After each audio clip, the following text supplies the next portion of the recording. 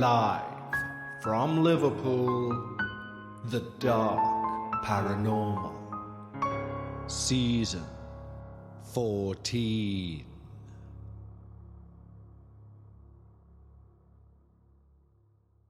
Hello everyone and welcome back to the Dark Paranormal, Season 14, Episode 8.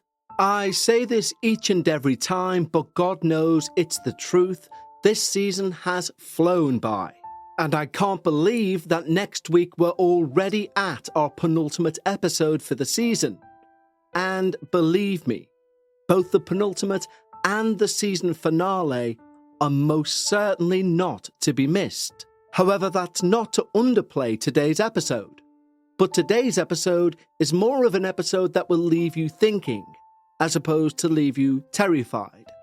Now, don't get me wrong, there are many terrifying elements to this tale. But amongst a plethora of paranormal things happening within this experience, we touch on one we very rarely touch on the Dark Paranormal. That of precognition. Precognition, of course, being the ability to see the future before it takes place. Very literally an extrasensory perception. Now, many people will say it doesn't exist. It's not a function a human being can do. But current scientific testing has proven otherwise to a point. One recent experiment carried out by a team of scientists, they wired up some volunteers to machines to monitor their heart rate, sweat glands, basically a panic response. They then sat them in front of a TV screen and randomly displayed a series of images. They were majorly nice images, but occasionally they would throw in something horrific. Someone hanging, a snake, a death. Interestingly, when they looked at the data, all of the vital signs which signal panic or the flight and fight response began to rise milliseconds before the image was shown on the screen. Now, the only way that's possible is that the body knew it was about to face something horrific. This fringe science idea first started forming around the 1960s, and in 1966 there was an actual premonition bureau formed by a team of psychiatrists. The bureau was formed by psychiatrist John Barker after the awful disaster in the mining town of Aberfan in Wales. These huge black mountains which would surround a mine were called colliery spoil tips and basically held the rubble, the mud, the rocks of everything that was not needed within the mine. However, they grew to literal mountainous proportions. And on the 21st of October 1966, due to a buildup of heavy rain, the mountain began to collapse inward, causing a sudden slide downhill of a massive wave of rubble. And directly in the path of that rubble was a children's school. Such was the size of the wave of rubble, it completely covered the school, killing 116 children and 28 adults. It was a 10-year-old girl named Errol who inspired the creation of the Premonition Bureau. It turns out in early October, she pulled her mother's sleeve and said, "Mummy, I'm not afraid to die." Her mother brushed it off. October the 20th came around and Errol woke up after having a memorable dream. Mum, let me tell you about my dream last night. I went to school and there was no school there. Something black had come down all over it. The very next day, young 10-year-old Errol headed to school and the coal tip collapsed, killing hundreds of children, including Errol. Some people apparently have this gift, and today's experiencer is one of them. Now, before we move on to episode 8, I need to, of course, thank our wonderful team over at Patreon. But before I do so, I need to give a quick shout out to one of our listeners, Alyssa. Alyssa rightly pointed out that I often say if you're not interested in the intro or Patreon names and want to jump right to the experience, skip ahead to 5 minutes. She pointed out with adverts, etc., it can be up to 7 minutes. So thank you very much, Alyssa, and today's one, with the full explanation given at the beginning, may even be a little longer. So let's just stick a pin in it and say anywhere between 5 and 8 minutes in, you should find the main experience. But back to our wonderful team at Patreon. What do you get when you sign up to Patreon? Well, not only do you receive every single episode that we release on the main feed, both early and ad-free, but you can also receive exclusive access to our Patreon-only podcast, Dark Bites. Dark Bites releases each and every Sunday of the year, even on the downtime between seasons. And with a break in seasons coming up, it means you don't miss your paranormal fix. But the best thing, in my opinion, is the community. We've built a wonderful, non-judgmental, safe space of like-minded paranormal enthusiasts over on Patreon. And we'd love to extend an exclusive invitation just for you. Simply head over to patreon.com/The Dark Paranormal. Just like the following wonderful new team members have: Alejandra Johnson, K Not a C, Goofy Luffy 5, Dwar, Julia Beath, Grace Meaham, Bobby Scully, Mario, Bob Bitchin, Emma M. Del Foss, Amanda Denon, Mackenzie Hitchcock, Liz Bridwell, Sabrina Perry, Charlotte Hawkins, Michelle Taylor, Ursa, N8TM, Amy Naomi, Kay, Annie Edwards, Tina Durham, Maria Rathel, Cortina Petrucci, Kai Evenbarrow, Philip Birchall, Jasmine Garcia, Emily, Nancy O, and This Is Winning. Thank you so much, guys. Your support truly means the world. And if you'd like early access to all of our shows, ad-free, and of course, access to the Dark Bites only. Thank you so much, guys. Your support truly means the world. And if you'd like early, ad-free access to all of our shows, and of course, access to over 50 hours of Patreon-only Dark Bites episodes, head over to patreon.com/The Dark Paranormal. But right now, it's time. Lower the lights, make yourself comfortable, and of course, leave your disbelief at the door, as we hear all about the Walnut House. Hello, Kevin and the Dark Paranormal family. My name is Brandy, and my story is difficult to understand. It consists of short background stories before we get to today. As a background, I grew up around Wiccan beliefs, whilst being raised as a Christian and Catholic. My mother was of Christian belief, and my stepfather was a Catholic. My grandfather David, on my mother's side, was Wiccan. The darker side of Wiccan. Well, growing up with all of these beliefs, you learn a lot. My sister and I would spend 2 weeks during each summer with Grandad David and Grandad R. Nearly every house they lived in had spirits. From the Victorian woman in the yellow dress who would wave at people on the street in Lexington, Missouri, to the blood-curdling scream from 130th Street in Olathe, Kansas. There were also many dark shadows in that same Kansas home. But these are just to name a few. As a kid, the Lexington, Missouri house was different. The house was next to an old Baptist church, on a road full of old Victorian homes.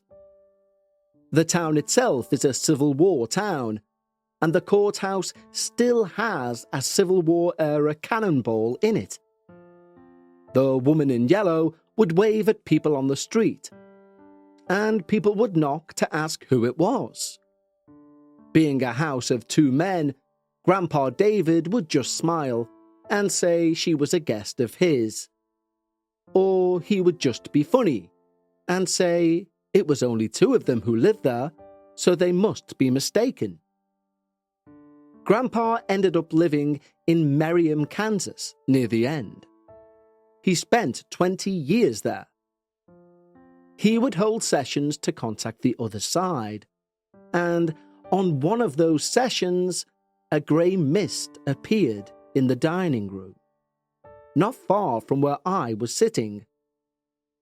I was around 27 at this point, and as we went through this session, the mist slowly started to focus on me, speaking with me, and it allowed me to see his face. I described the man to my grandpas, and we realized it was Grandpa David's brother, who passed away when Grandpa was young. When I was young, my mum and dad divorced, before getting with my stepfather, so we were bounced around a little. At one point we lived with her friend, Kay, and Kay's children. I don't remember much about our time with Kay. I just remember it wasn't pleasant. And we only stayed long enough to get us out of there.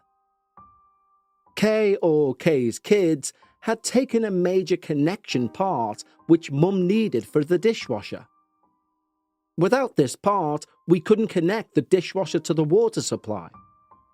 Anyway, my sister and I were taking a bath about 6 months later, and we just started playing with this weird thing we found in our bathtub.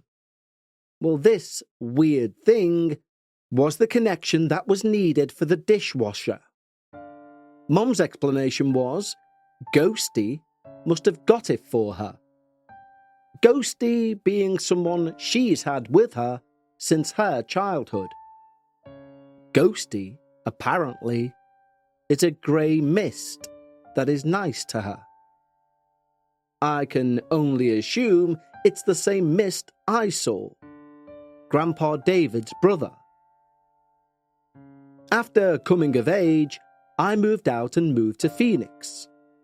I still saw things, both in my dreams and in the physical world. You see, I have both sight, and I'm also what's known as a seer. A seer means you have the power to divine the future and see past and present events through ESP, or extrasensory perception. By sight, I mean I can see the true form of any entity, shape changer, or creature concealed by illusion or transmutation magic if the creature is within 30 feet of me. As a seer, I saw the devastating hurricane Harvey. Harvey hit Houston, Texas in 2017. And I had a dream I can remember to this day about driving a vehicle, following a blue pickup truck with Texas tags. I followed this truck for a while until we came to a stoplight. Suddenly, water was rushing down the 3 sides of the road, and we couldn't get out. The water began coming into the vehicle, rising to the point where I drowned.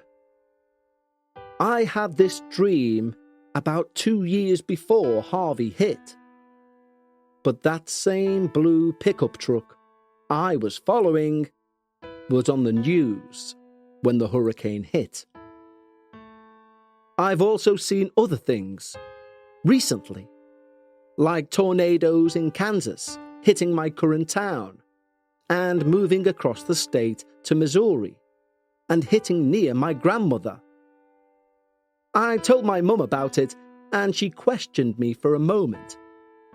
I told her, I'm telling you now because you won't be able to get hold of me or Grandma, but we'll be okay and safe.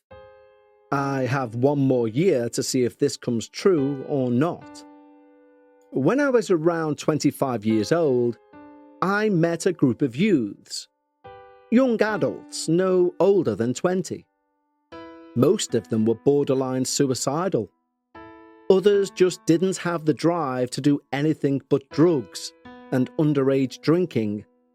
Well, one of the youths had sisters, The youngest of their sisters was 13 and had been dabbling with the Ouija board in a family basement. Things had gotten so bad there that the mother of this youth called me.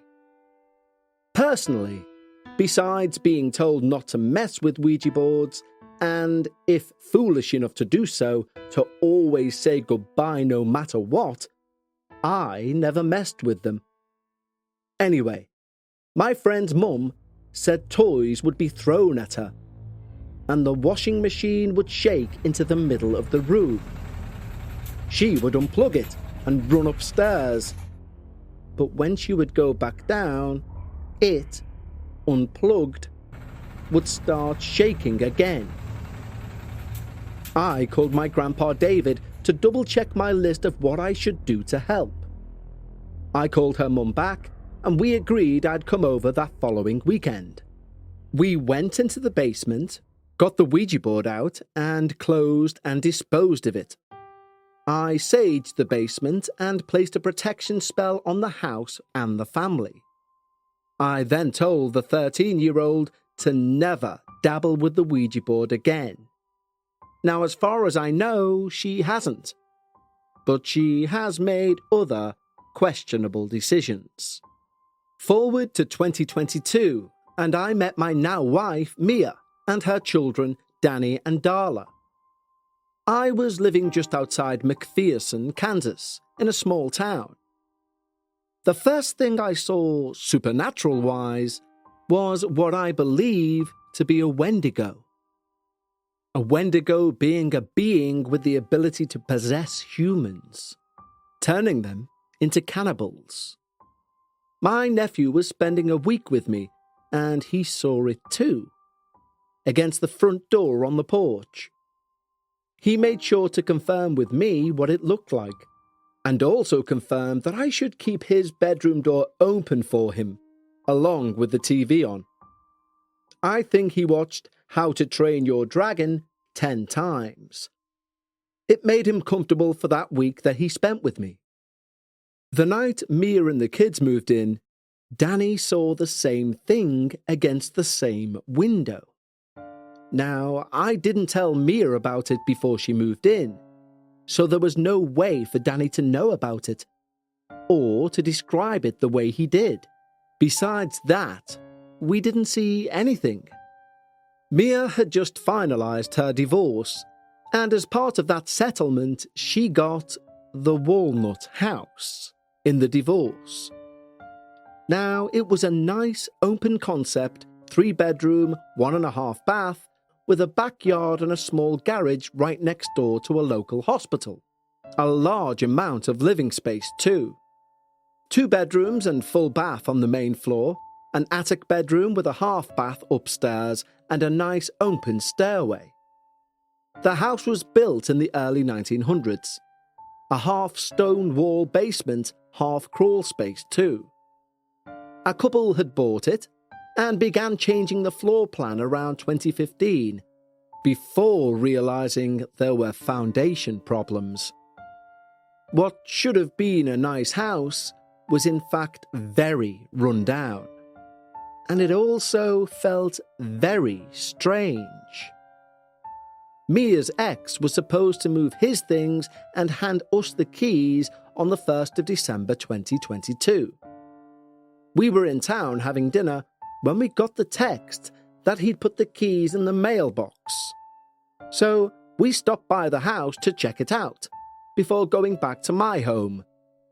Mia walked in first and looked around. She came out a few minutes later and said I could go in, adding, "at my own risk." I went up the front porch for the first time and stopped at the front door. It was dark outside, yes, but something felt off. I felt like I was being watched by the house as I walked up.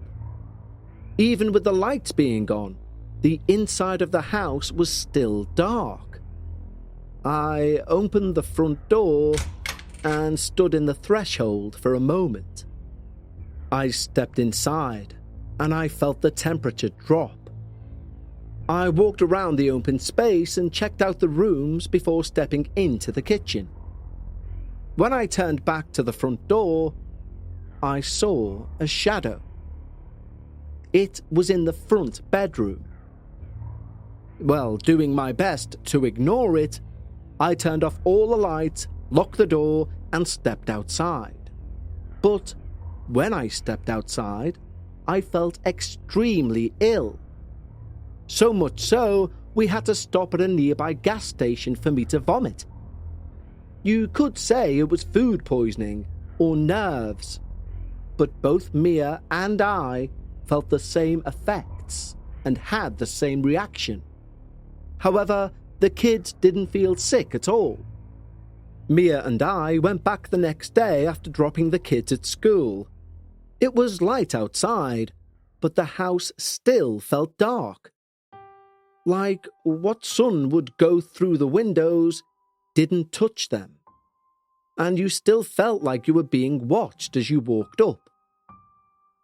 We looked around and saw lots of issues that were not listed in the divorce. We called a handyman to fix a few of them, but he pointed out more issues in the basement. Overall, it was going to cost us around $55,000 to fix a $48,000 house.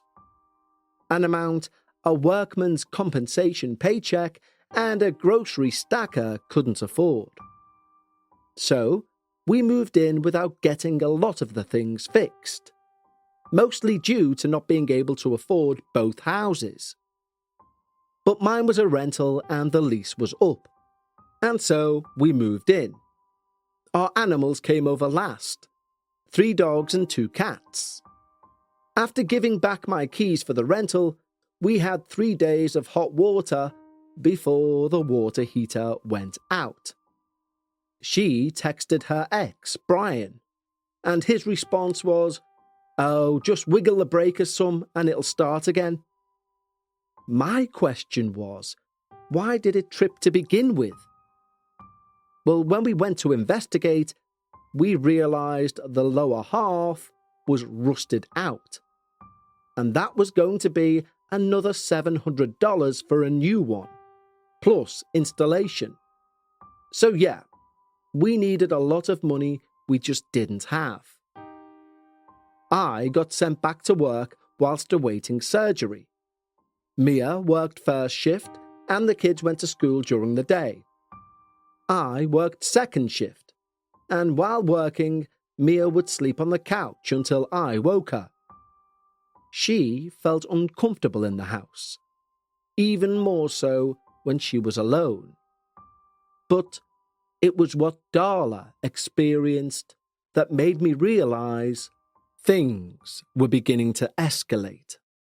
One particular night, I'd come home from work and saw something.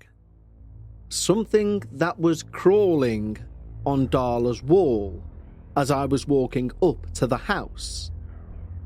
Now, the best way to describe this thing was a crawler. It had long black hair, a pale white face, and bloodshot eyes. It was dressed in a dress with long sleeves, and its joints moved differently. Like the elbows would bend, but bend backwards, and the fingers were long and pointy. Well, I wanted to get Darla out of that room, but she was asleep. In truth, I was pretty tired myself, so trying to be rational, I figured I could have been seeing things. I woke Mia, and she couldn't see it, so I brushed it off. We went upstairs and went to bed. That night, I had a seer dream. In it, I was in front of the TV building a tall bookshelf. The kids were at a small table next to me watching TV and playing. I went to pick up the built bookshelf and it fell apart. I got really angry and threw the rest down as hard as I could. "Are you fucking kidding me?" I yelled, before picking it up and throwing it again. I want to say I'm not a violent person, especially around kids. I have lots of patience, and it was an action I would never have done. I woke up from the dream and Mia had left for work. I got up and took the kids to school, keeping the dream in the back of my mind.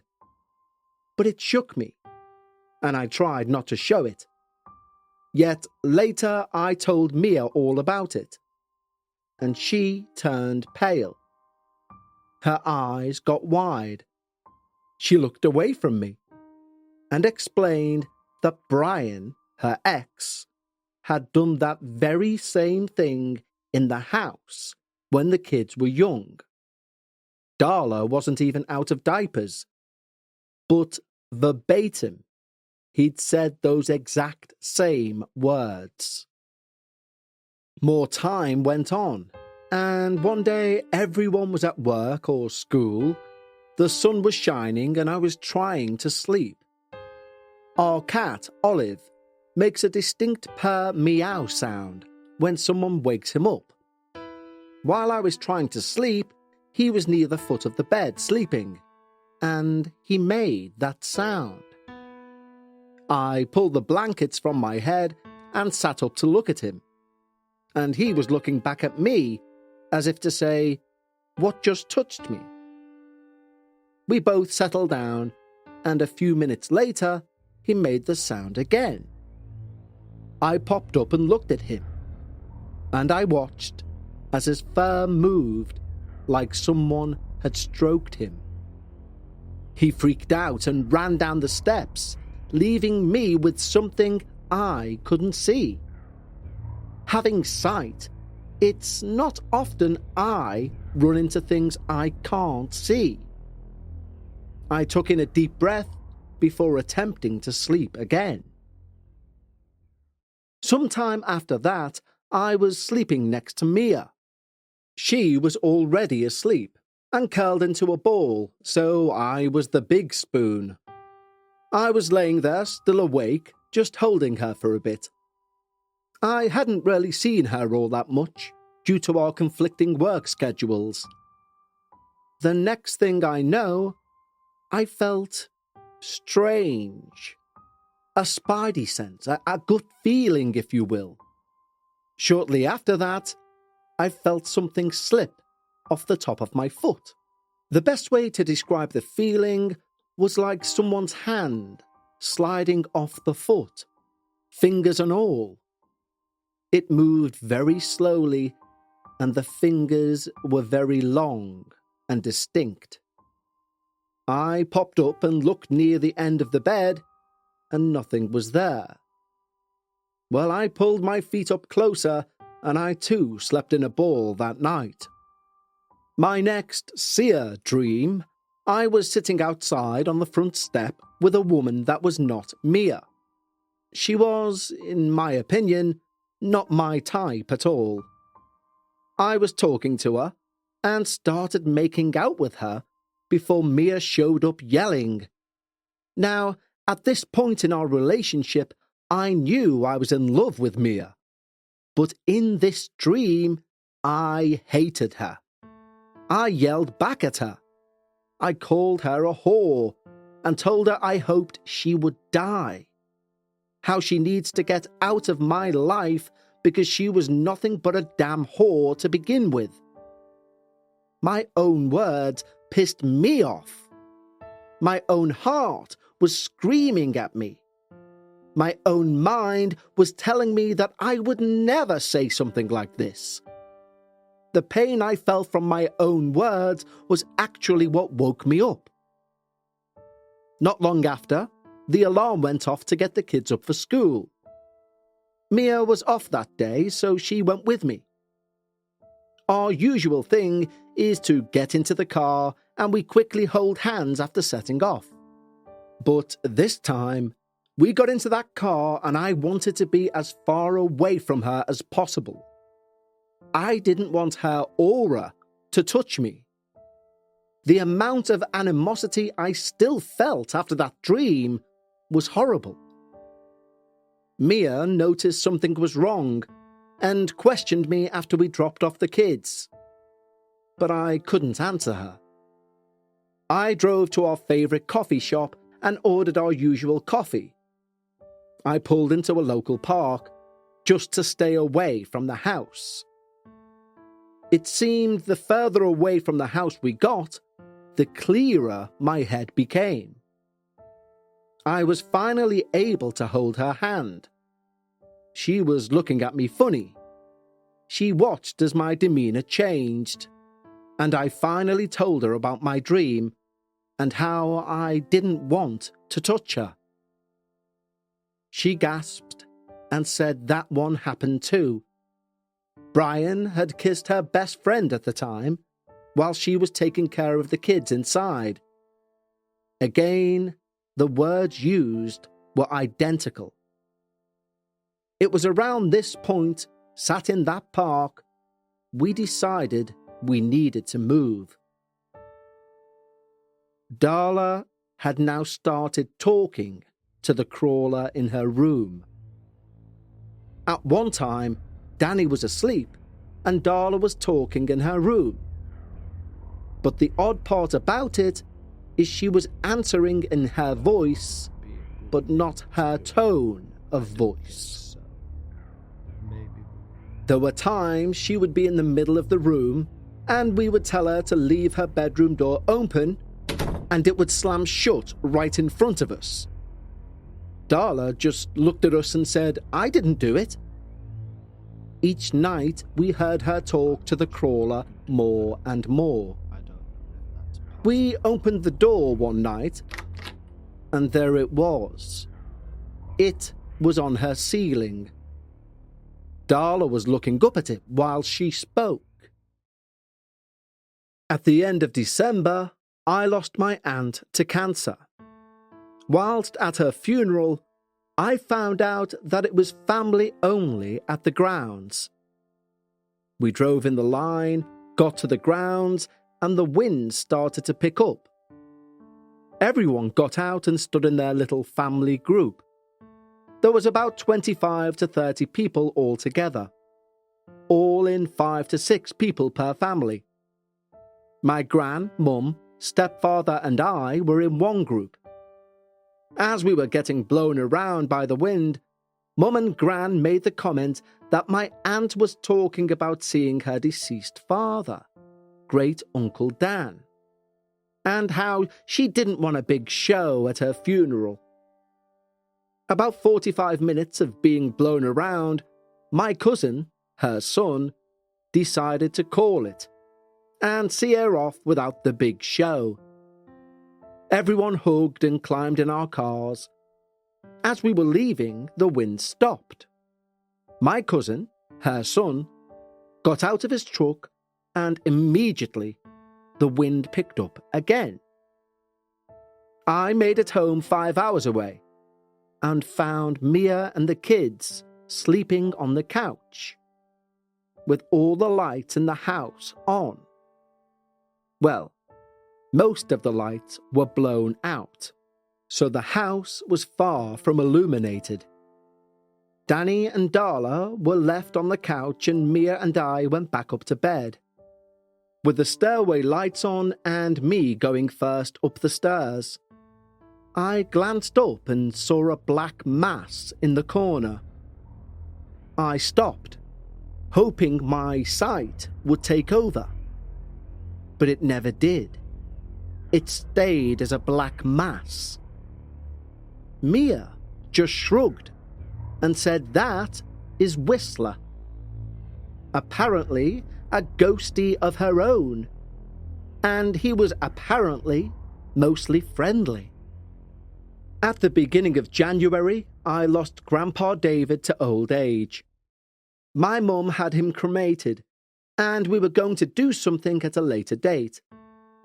But with all the issues going on in the house, along with the haunting of what we could tell consisted of 2 crawlers, a shadow man, an old man, a whistler, and a poltergeist. To say we needed help would be an understatement. And with my go-to guide being recently dead, I had to reach out to a spiritual store in the next town. The owner of the store got back to me with a number of different paranormal groups, but after reaching out multiple times in different ways, I never heard a thing back. It was time to start figuring out how to get out on our own. Danny also had some issues but wouldn't talk about them much. He was afraid of the old man in his closet, and how he would play with the only light Danny had in his room. Even my old dog would randomly start barking at nothing. Other unpleasant but very human things happened besides haunted stuff in that house. What with his dad and his dad's new girlfriend. Danny and Darla survived, but with a lot of trauma. Danny and I were on the couch watching TV one day when I watched Brian stomp through the house from the kitchen to Danny's room. I literally felt the floor shake and looked at Danny. He was oblivious. He said he never saw or heard anything. But he also said of a night, if he closed his bedroom door, the door would rattle until it opened by itself. It was the bathroom downstairs that was the one I avoided unless I could have the door open, because it would rattle on me. Not like someone grabbing the handle and shaking a locked door, but like someone beating on the door as hard as possible. I never shut that bathroom door. I felt like I would be locked in. The energy throughout the house only got worse the longer we stayed. Stomping happened more times through the week. Doors randomly closing, lights going out, growls from every room. We felt different when we'd go outside. So on warm days, that's where we were. Besides everything going on in the house with the haunting, there was more. Because of the shape Brian left the house, the backyard had a hole in the fence. So we had to put our dogs on lines so they couldn't get out of the yard. They were indoor-outdoor dogs, so having them on lines to play and go potty didn't seem like a bad thing. Well, the neighbour's son would constantly call the cops on the alleged horrible conditions the dogs were in. After nothing happened with these calls, all of a sudden, the line somehow got cut. Not snapped, not stripped, but cut. Our puppy was picked up by the animal control and we signed him over to be rehomed. Our other dog was found around the corner and returned to us. We put out a new line for him, which lasted a week before it was cut again. With everything going on and my surgery coming up, we had to sign him over too. Both dogs got rehomed within a few weeks, as they were very friendly with kids, cats, and other dogs. We'd lived in the house from December to the end of March. In that time, we had all of these events happen and more. Auntie Jo helped us move some things. Auntie Jo is a Christian. She doesn't Bible thump you, but if you ask, she will speak about it. I have my beliefs and you have yours. That doesn't mean we can't be friends. This is what she'll tell you if you get snippy with her beliefs, or you try and push yours on her. Anyway, she was helping move things down from upstairs. She'd been up and down a few times, but the last was her last. She ran down the steps with what she had and right out of the door. Mia came down not really knowing what happened. She went outside and had a cigarette with a clearly disturbed Aunt Jo. I get the feeling Jo was either touched or pushed. She never went back upstairs. Instead, she would stand at the first step, but never any further up. She was supposed to help us move throughout that week, but she ended up sending her eldest son, Bobby, over instead with a truck and a trailer. Bobby called another friend of his, and the boys moved us out of their house in an hour. Bobby quickly got everything down the steps first. But I am convinced he had his own experience with his friend, but neither would speak about it. Yet, hearing them saying prayers as they walked around the house was a big enough sign for me. Some things we left. Even now, nearly a year later, Bobby will say it's a blessing that we survived the Walnut house. We got lucky that Brian didn't do what the judge ordered. The ruling was to sign a quitclaim deed, and we had 6 months to refinance. But he didn't do so, so the house was still on him. We paid under his name for the months we lived there.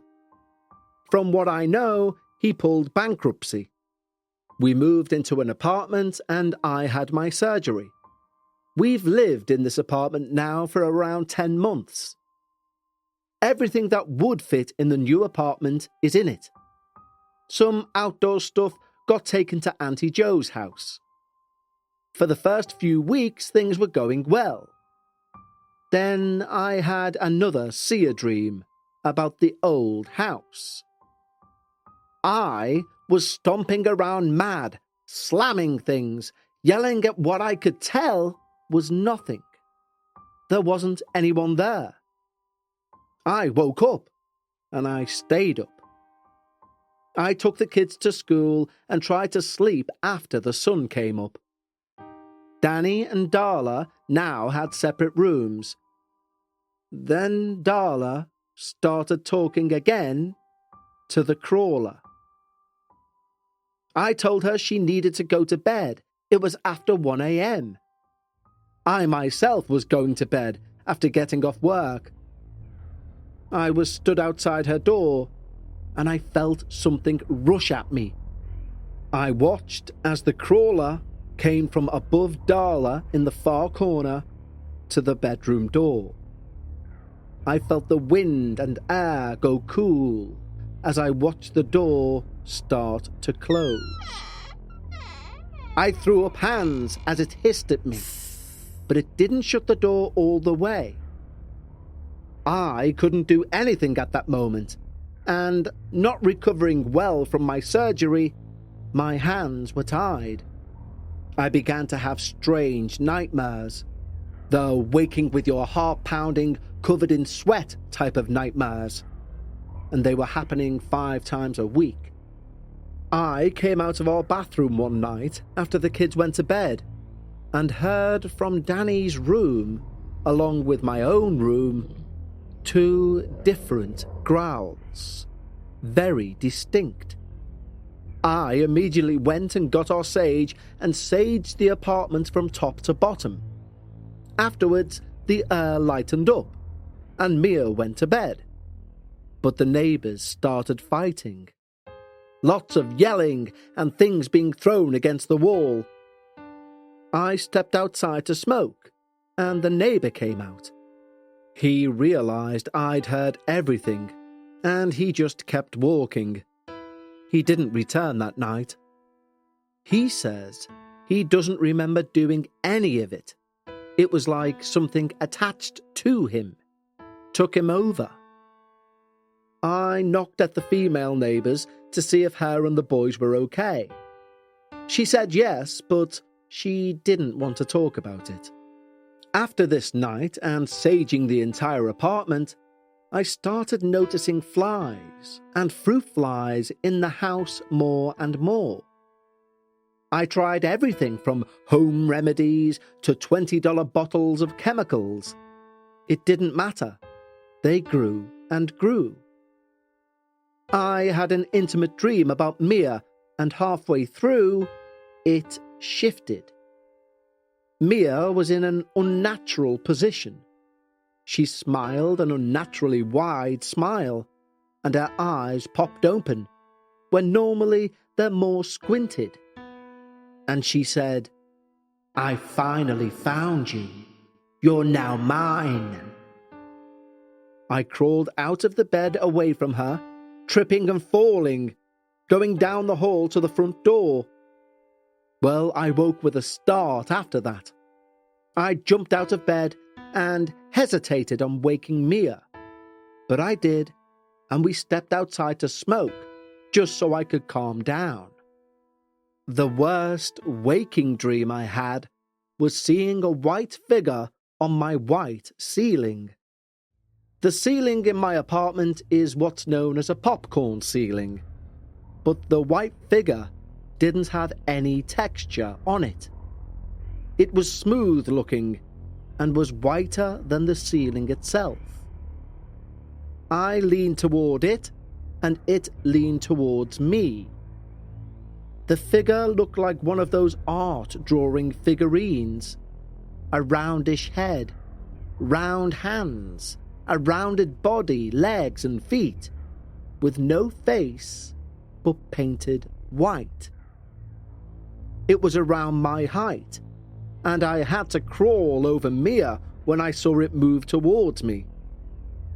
Standing up, I was facing the white figure who was stood on the ceiling. It was mocking my every move until it chased me to the door. I passed the door threshold and I looked back. If a faceless, upside-down figure could stare you down, this was it. It was like it couldn't cross the threshold and was mad about it. Then I blinked and I woke up.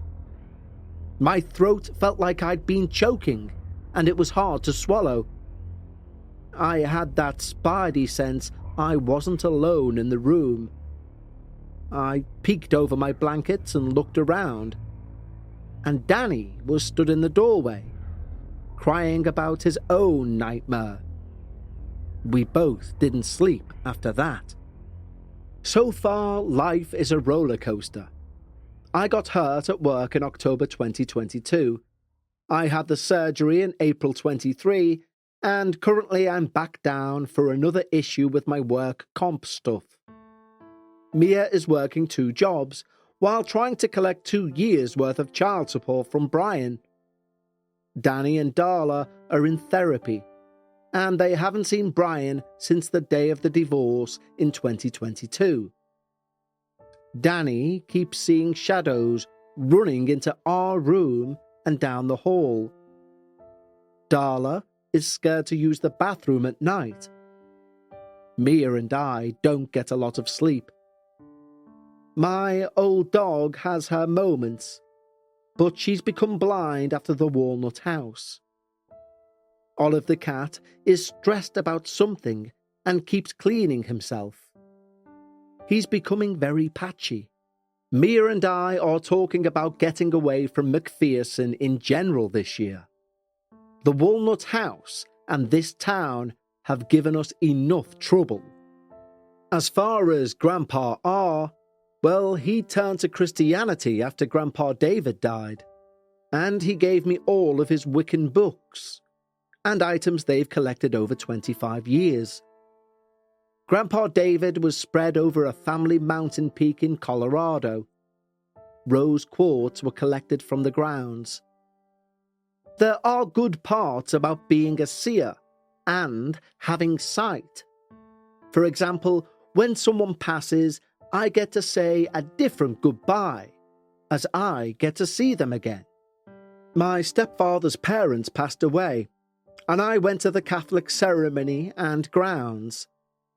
My grandmother went first, and I watched her soul leave the covered casket. The casket literally became dull as she crossed a light in the middle of the church. For a bright, warm summer day, seeing that was amazing.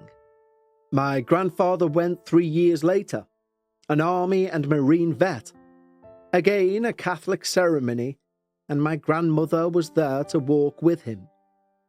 Milo, a cat who passed in 2017, showed me a family and a home I might have with them. I'm hopeful, because the house was beautiful. As for Grandpa David, shortly after we returned to the apartment, I dreamt of him on top of the mountain peak looking out at the sunrise. When we spread his ashes, it was so foggy we couldn't get to see more than a few feet ahead. My family made it to that peak and we didn't get to see a thing. He said he was happy because he could see it all again. We sat on the rock looking out on a warm sunny day. Seeing the good and the bad things have made me stronger. I don't get scared of many things, but the Walnut house definitely had me scared for the whole family. And it looks like some of the things may have followed us.